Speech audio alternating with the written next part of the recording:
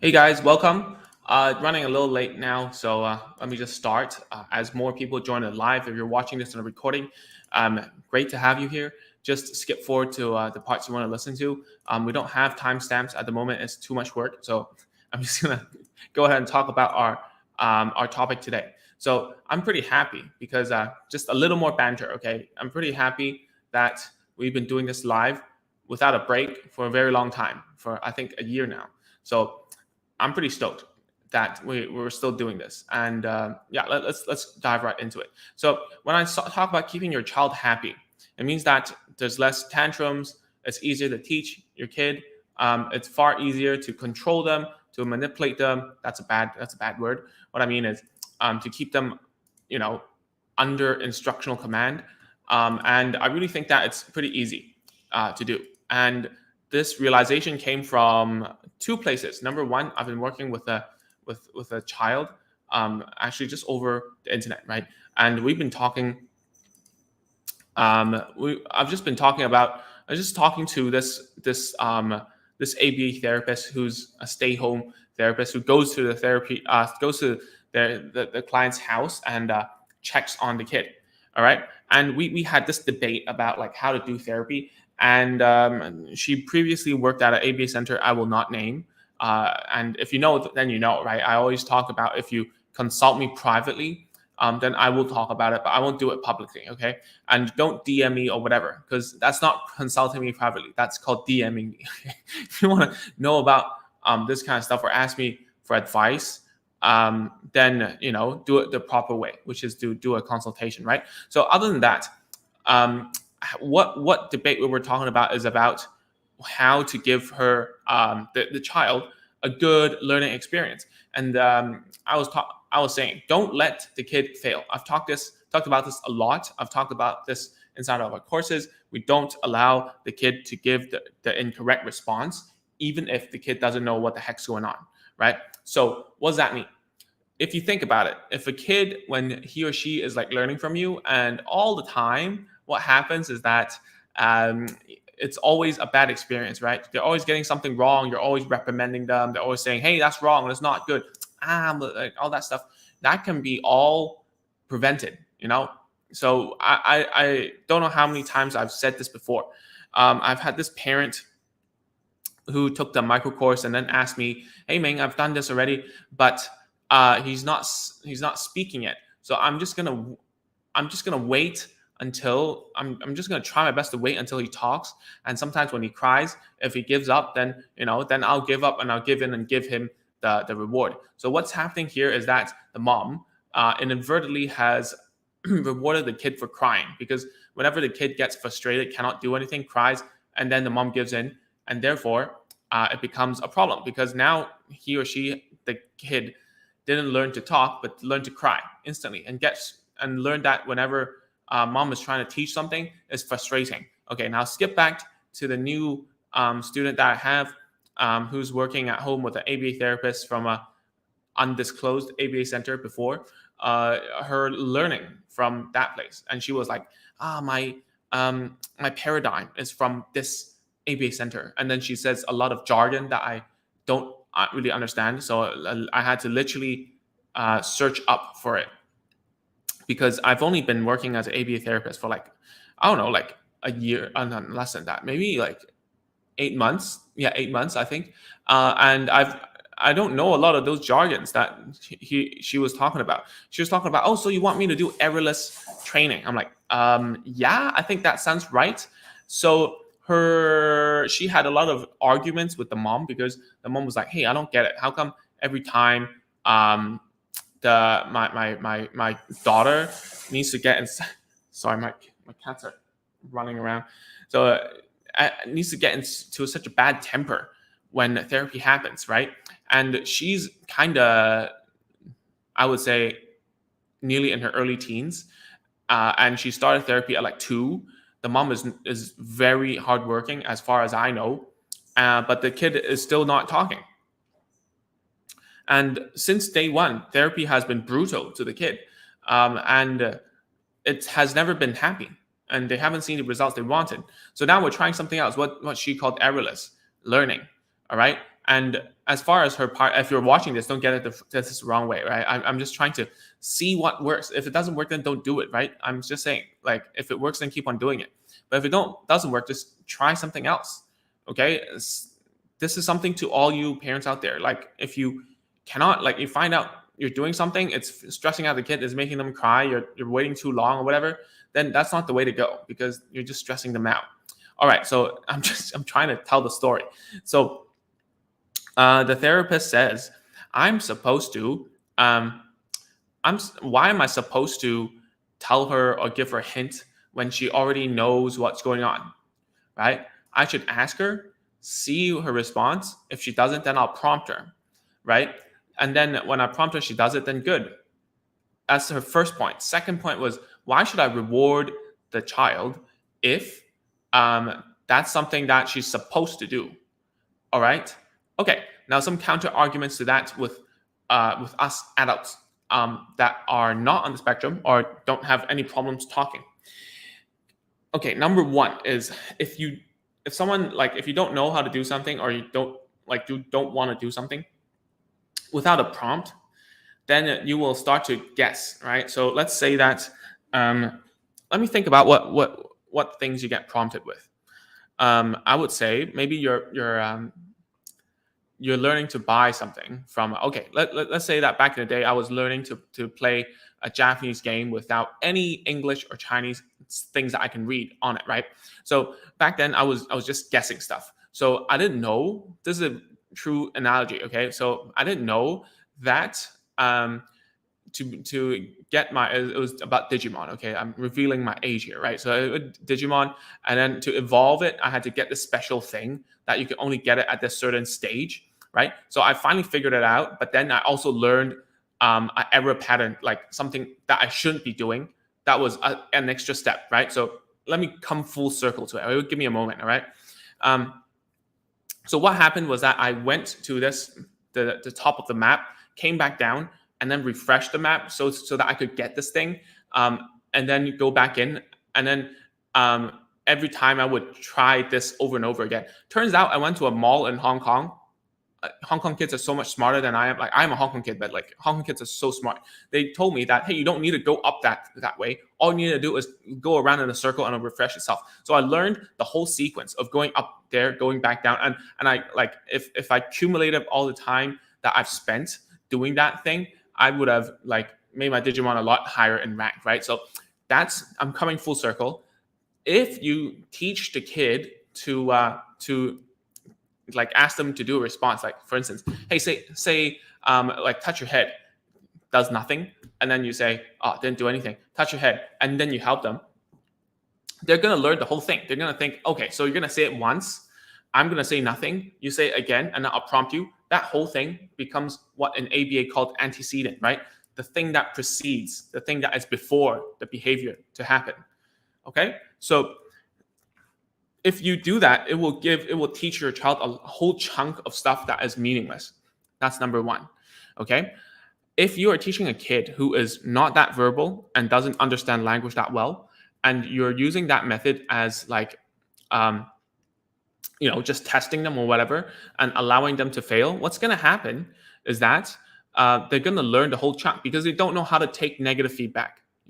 So for instance, if I teach like a kid, nonverbal kid, to just like do clap hands, like the universal therapy activity, like clap your hands or whatever, like in kindergarten, right? So if I say, hey, you didn't do it, do you think that the child would understand it? No. Like, to take negative feedback is something that is learned. Okay, so if you haven't taught a child to take negative feedback, which is a whole different topic, I don't think it's that difficult. It's just, in a nutshell, it's just keep on repeating the same process, and then like when they're wrong, say that, hey, you didn't do it, or you did it wrong. It breaks the cycle, and they learn that, oh, this phrase or this tone means that I did something wrong, something like that, right? But I'll go into detail if you guys want to learn more about it. It's more technical, right? So do not do that. Do not let your child fail. Keep them happy by giving them the prompts right away. Okay? Don't even try to test them, because we do tests. We do ask them to do things without any prompts. And we call that in ABA it's called probing. I just learned that. In speech therapy, it's just a pre-test, what we call like a pre-treatment. Like before we teach anything, we check whether they have learned something or not, right? Their base level of understanding, and then we go in and do our therapy. But never do we keep on testing the kid, because if you keep on testing this kid, does a child learn? No. All right. It's like to learn for a test, to go prepare for a test. What you do is you keep on doing past papers without looking at the answers. That's just stupid, man. You're not going anywhere. Okay. So don't do that to your kid, especially if they're not like they're nonverbal yet. Okay. You're just signing the sentence to fail. You know, that's number one. Number two, the therapist says, why should I reward them to do something she's supposed to do or she knows already? That's a fatal error, man. So rewards are like, I asked her, right? So I asked her, so what's the use of a reward? And she's like, right, well, so that positive, I don't know, so that behaviors will continue, right? Correct. So what if you don't reward it? It will distinct. So it doesn't matter if the child knows or doesn't know it, right? If it is a desirable behavior, being very behavioral right now, being very ABA right now, why do we reward it even if they know it? Is because we want it to keep on happening, right? That's why I'm saying you got to keep on making it, you got to keep on rewarding behavior that you want to happen again, right? And I see Angela says, my kitty is sneaking on you. Yeah, she is actually sleeping on my arm right now. I cannot move my, let me show you. I cannot even move. See, I cannot move my hand right now. Anyways, back to the thing. So I was saying you cannot do that. You must reward the kid for whenever a behavior happens when you want it to happen again. Okay, so one of the things that we look past when we're trying to teach is that, hey man, if I don't want this to happen, I'll punish it. Number one. Number two is, if you can do it, then okay, good, all right, like that. That's not cool. That is not cool, because if you punish a behavior, kids will actually avoid punishment, right? And avoid punishment doesn't mean they will do the good behavior. They might do another behavior to avoid punishment. Okay, it's just like us jaywalking, right? Like crossing the road without looking at the traffic lights.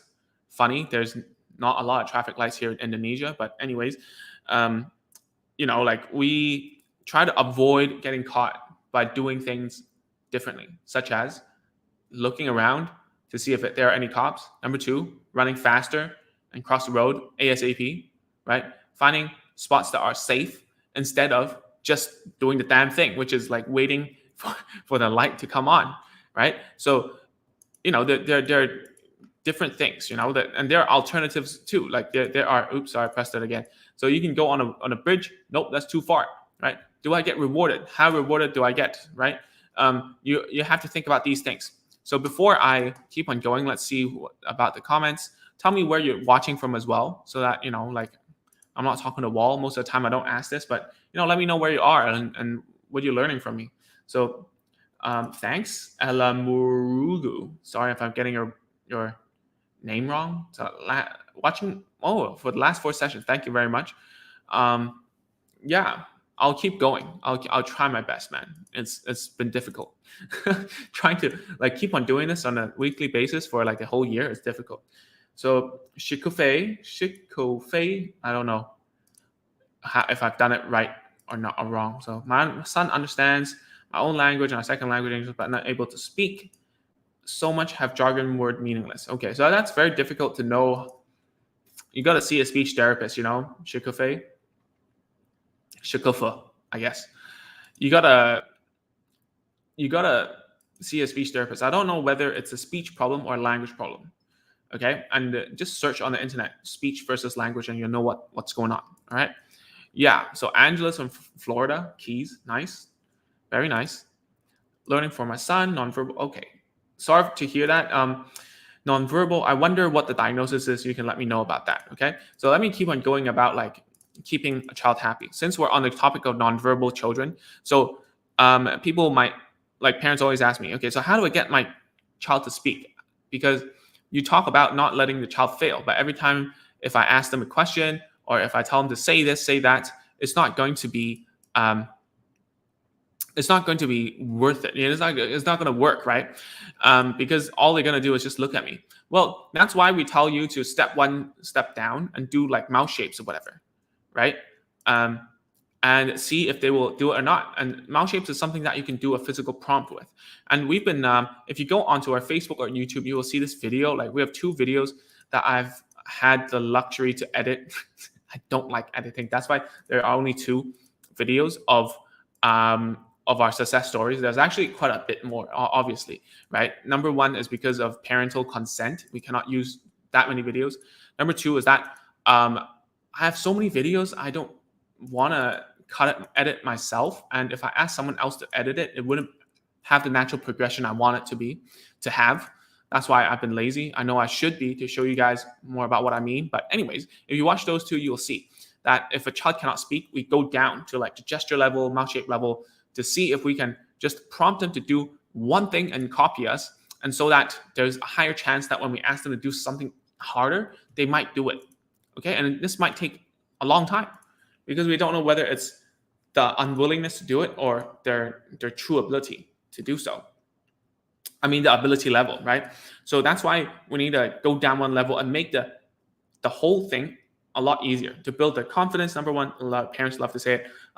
They don't seem to have confidence. Well, I don't know. Maybe it's too hard, right? Number 2 is that it's somewhere attainable, so that you can guess whether, is it that they're unwilling to copy, or is that they cannot copy?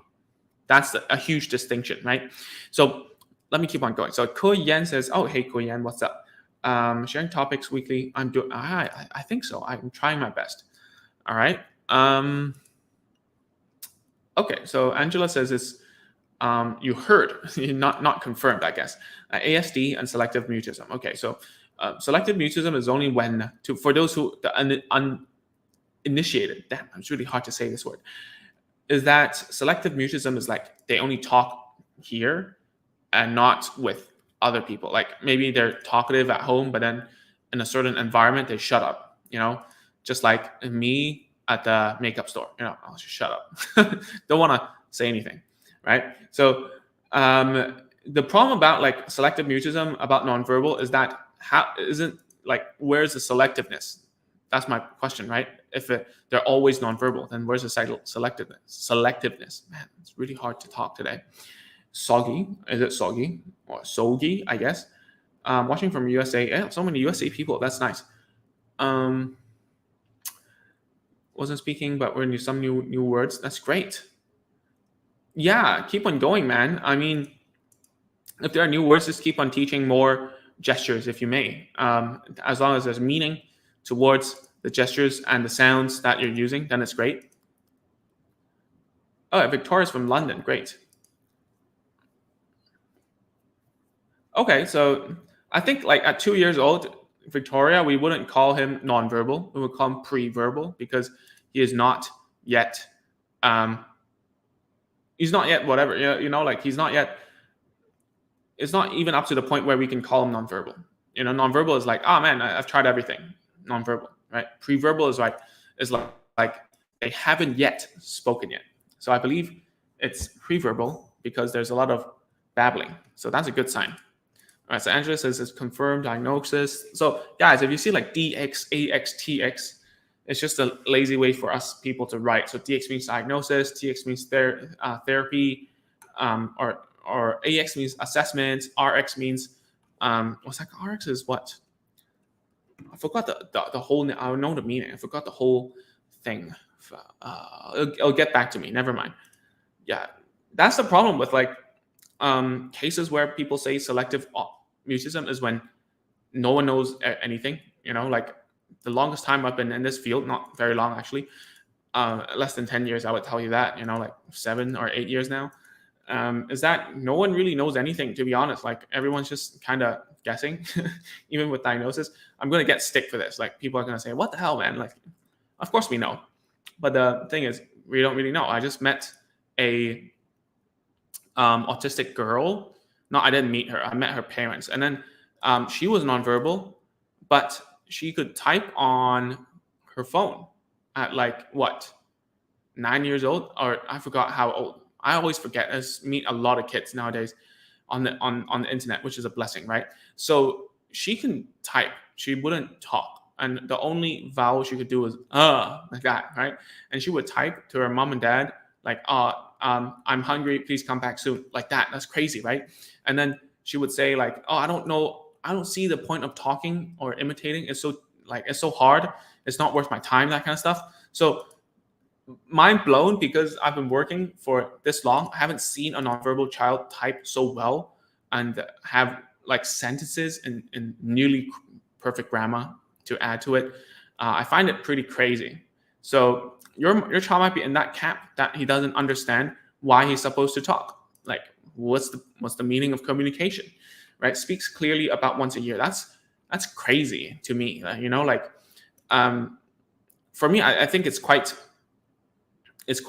how to say astonishing that he talks but once a year. So I think this comes back to the willingness to communicate, and can we find something to like find something that he is interested in and get to him, right? Because like agents of speech, we have courses and stuff. We also have a membership for people who have gone through all the like some courses first, right? And then one of the parents was saying, "Hey, man, I mean, I've been listening. I've been hearing so many more words recently, and that's because, we finally found something that was fun for him, and he wanted to talk. So, having reason to talk is also very important. And I always talk about this student of mine, and she only started really talking when she found her calling, which was to teach kids. Blows my mind. Anyways, Sharon says from Malaysia, very nice. So if we keep giving reward when kids manage to follow instructions, will it make them all only do it when they feel like it? What if it's kind of their responsibility, like killing them? Yeah, see, kids don't understand what is the responsibility. That's number one. And number two, right? How about us adults? People still litter on the streets, right? Like if you look at, you can see like a can on the floor, like 2 meters away from a trash can. It's also that guy's responsibility, right? I mean, an adult can be so irresponsible. Think about a kid who is like below the age of 5. We cannot just think that for sure they're gonna do it because they're responsible for it. They have a moral code or whatever. This is how I'm gonna raise you. You're gonna do it when I say it. It's easy for typical developing children because they understand your language and you can like tell them the reason why. But for children who are language delayed, it's very difficult, Sharon. I would think that it's better for you to reward them and praise them whenever they do it and make them do it and like pick them up with them and then reward them. It makes a lot of sense. Remember, errorless, don't let them fail. All right. Don't even let them have the chance to like throw it again, after they pick it up, maybe, So I would say, and your other question is, will it make them only want to do it when they feel like it? Well, like, isn't that even worse if you tell them to do something and they do it and they get nothing, right? Isn't that even more up to their mood then? I would say that how we teach someone something is like, if you go back to like some of the videos that I did about rewarding on YouTube and Facebook as well, one example that I use is a very like a adult example is that in Vancouver, Richmond, where there's a lot of Asian people, they love jaywalking because we're Asian and we're Chinese. We want to go get somewhere fast, right? In Richmond, there's a lot of Hong Kong people. I've been there. Great dim sum, by the way, real good. I also spoke a lot of Canto, so I was pretty happy. Anyways, so how they tackled with the tickets was by rewarding whenever someone did the right thing. They gave them like pizza coupons or whatever. And then actually, out of 10 years of like increasing the ticketing and punishments, by rewarding good behavior, their traffic, like the breaking the law, that kind of stuff, actually decreased by a lot. Okay. So what does that tell you? Right? Random rewarding of good behavior will increase positive behavior because you feel good about yourself, right? You want kids to feel good about themselves. What if you did something correct and it was your responsibility anyways, but someone found you when someone saw it, even though you thought no one saw you, came up to you and said, hey man, I really respect and like what you did, and here, have something from me. I love that you're doing this, right? And by the way, that's why I'm doing all these lives. When I started off this live, there were no one, like a year or two ago, 2 years ago now, there was no one watching, right? There's literally no one watching. I still kept on doing it. The reason why was because someone like DM'd me out of nowhere and said, hey man, I learned so much from you demonstrating how to play with a toy, and it was shared inside of a group. And I thought that, hey man, if this, even if this doesn't make any money, I'm okay with this because I'm helping someone, right? And that's that internal reward that you want the child to have. And that comes off from external rewards first, right? Because I was doing these lives in the in the premise. Like I didn't tell you, the reason why I started this was to start an online business about the stuff I know, is to make money. But at the end of the day, what kept me going wasn't the money, obviously, right? So that's what I'm telling you. So is it soggy? Is it soggy? I don't know. So does stimming automatically mean autism? No, stimming does not automatically mean autism. You can go back and watch videos about stimming that I've talked about. Everybody stims, just that autistic people, they stim inappropriately, right? Sorry, drinking water. Do they grow out of it if they're ASD? Stimming never really goes away. It just changes from form to form, even for typically developing people. Even for me, I shake my leg a lot. I've talked about this a lot on this channel. It just became something else, right? It might be just trying to calm them, like breathe properly, that kind of stuff. Like stimming still comes. It just comes in a different way because it's a, what's that called? It's a sensory need. That's the word I'm looking for. Okay, cool. So Kuyen says, wondering how to attract nonverbal 3-year-old to share attention. Is that you already? Like, I remember, okay, share attention. Well, you need to have a game, right? Like, I think the problem here, Kuyen, is that a lot of parents, they see like the symptoms for autism and then they say, oh, I need the symptom is lack of joint attention, lack of whatever, lack of this, lack of that. Then I will try to teach them this, that, this, blah, blah, blah, right? So a symptomatic approach to teaching stuff, right? That's what we call symptomatic approach. That's not cool. That's not cool, right? And why I say this is because if you do like a symptomatic approach, then you are literally just training him to have attention with you. That's all. You're not teaching him to communicate. That's why so much time I've talked to you was telling you to just focus on imitation first, right? So after he imitates, then he'll start to understand some words, right? So if you ask like sharing attention, right? We can talk about playing games, right? Playing games is the most naturalistic and the best way. So as I told you, find more toys that you can play with him, and then just naturally play with him without asking him to say anything or do anything. Just stop at the times where it's supposed to, like there's some suspense. See if he looks. If he looks, just reward him, right? Look at the toy, not at you. Okay. You can also do peekaboo. That's also cool. You can also do like tickling. That's also nice. You can also do like flying up if he's light enough and you're strong enough. A lot of those things will share attention. They will look at you. They will try to look at your hands. They will tap your hands, right? Remember that swinging thing I was talking about? That's also very cool. You can also do that.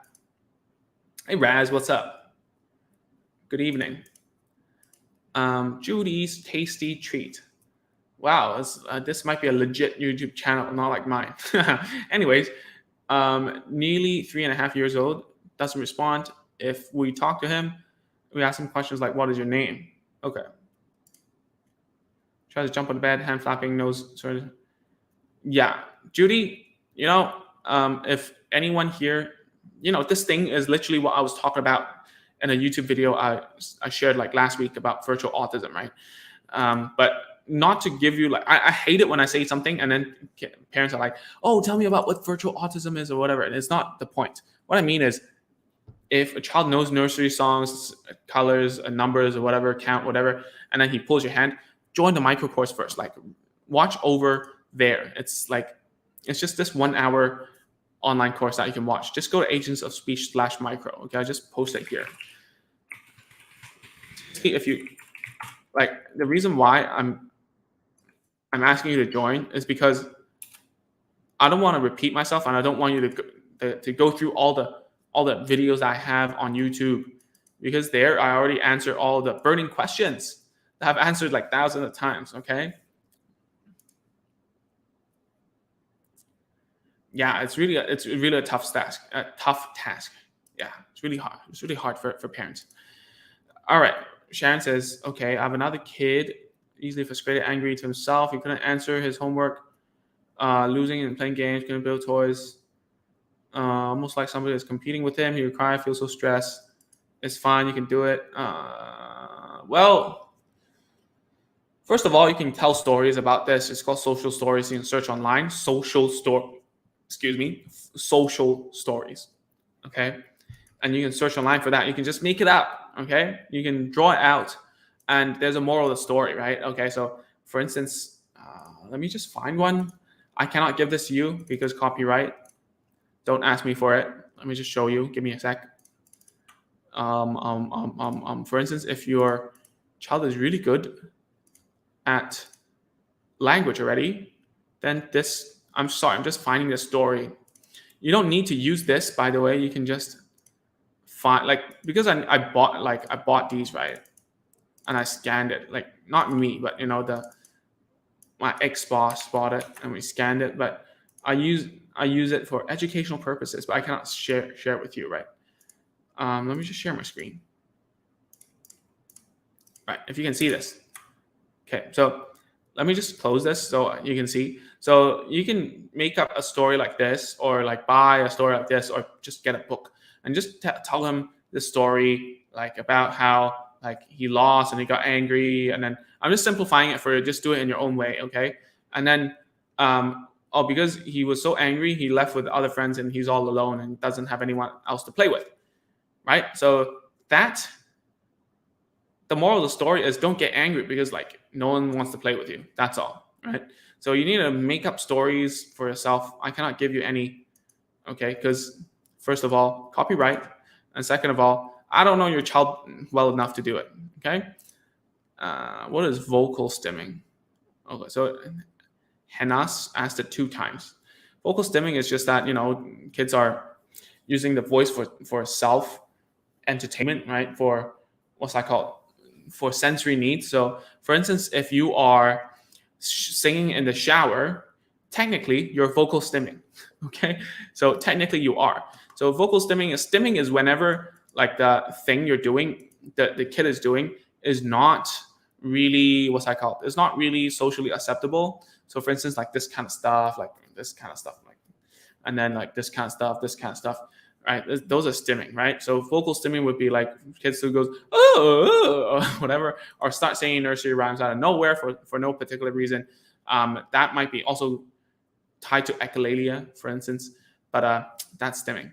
But technically speaking, if you're singing when no one's watching, you're also vocal stimming. Okay, so don't take it too personally. That's what I'm trying to say.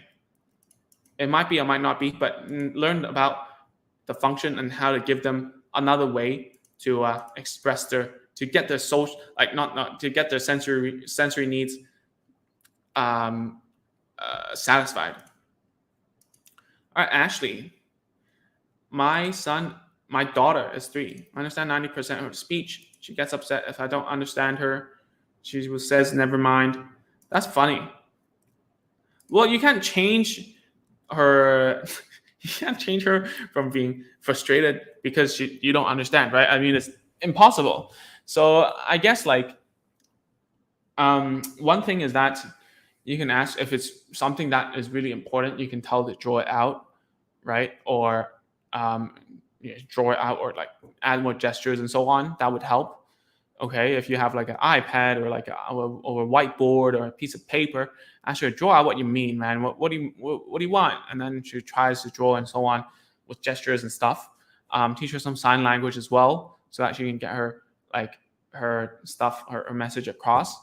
Okay, and most importantly of all, if there are some sounds that are missing that you don't know of, you need to see a speech therapist, right? To get her speech up to speed. Okay, so I believe if she says never mind and refuses to tell you, then you cannot change that because you already got pissed off. So I think it's your response. You don't need to say I don't understand. You can guess, right? That's what I always do when I don't understand what kids are saying. I will just ask. Uh, I will say like an open-ended question. You wanted to do in this way or whatever. Like sometimes you can ask her to say like repeat, come again, that kind of stuff. But sometimes it's just being a little more smart. If you can understand like half of it, then you can use that phrase to ask questions that are open-ended so that they can like help you understand, right? And yeah, that's pretty much it. That's what I do. And if it say never mind, then you don't need to bug her. You say okay then, and that's it, right? And don't need to keep on bugging her, right? So the more you stay silent, the more the kids want to say like talk back to you. That's human nature, right? Imagine you say something, your husband doesn't care, and then you're like you're not even listening, and then he's like okay. The more you want to just get back at him, right? So like some psychological tricks, right?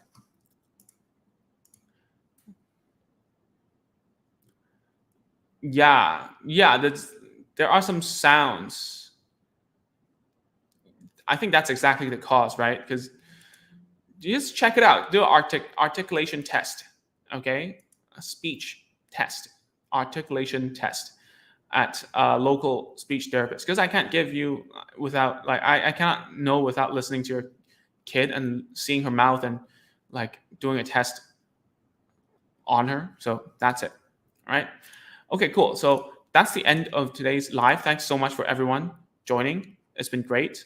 I'm still trying my best to keep up with the weekly lives. It's very difficult, So I really enjoy it when you guys are here talking to me so that I'm not like talking to a brick wall. And if you haven't, tell your friends about agentsofspeech.com. Let them know about more stuff. Like let them know about what we're doing here, what we're trying to do. We're launching like 2 more courses very soon, probably. I'm trying to work on it. And if you haven't, you should check out the courses there. See which ones are suitable for you. As I always say, you can start with the micro course, which is agentsofspeech.com/micro. It's just a very easy course for anyone to like consume within an hour. Okay, so that's pretty much it, guys. I'll see you guys next week, and we will still have coming into December. It will be Thanksgiving and not Thanksgiving. I don't even know the holidays in USA, right? But I know it's Christmas, so we will still be doing these, and I'll let you guys know in advance. If you guys are on my email newsletter, then you will know that if I'm canceling or whatnot. So go there and let me know. Go to agentsofspeech.com, sign up for the email list at least, and you will be notified what's going on.